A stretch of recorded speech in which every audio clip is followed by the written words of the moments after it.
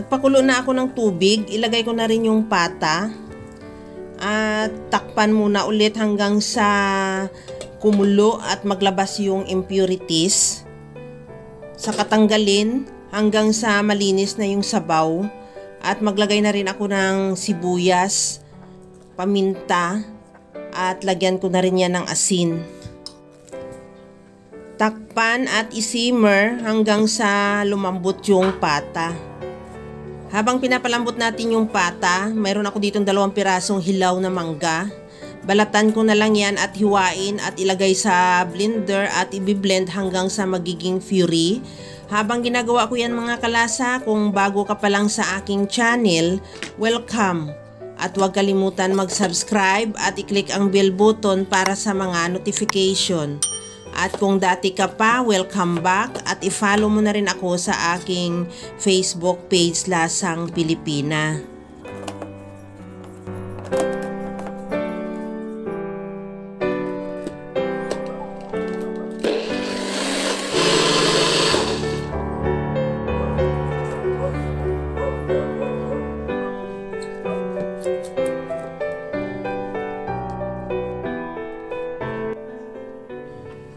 Okay na tong ating mangga. Iltabi muna natin at balikan na natin yung ating pata na sigurado naman ay malambot na.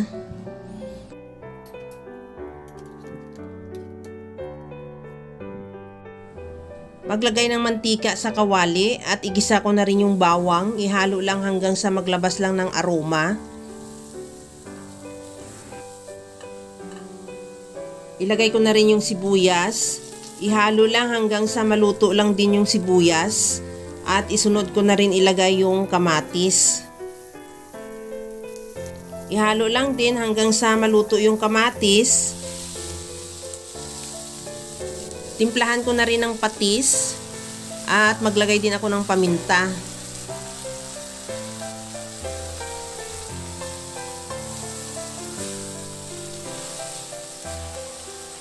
Ilagay ko na yung pinuri natin na mangga.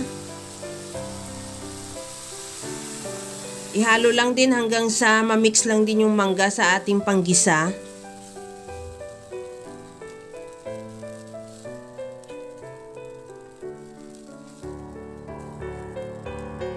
Okay na tong ating mangga. Ilagay na natin yung pata. Ihalo lang din hanggang sa magmix lang din yung pata sa mangga.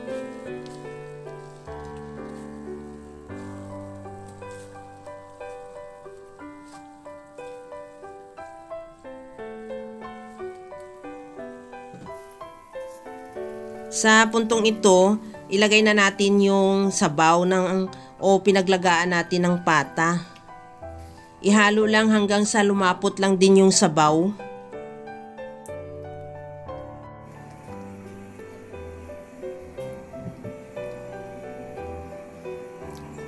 Pagkakulo, since luto na rin yung ating pata, ilagay na natin yung ating siling green.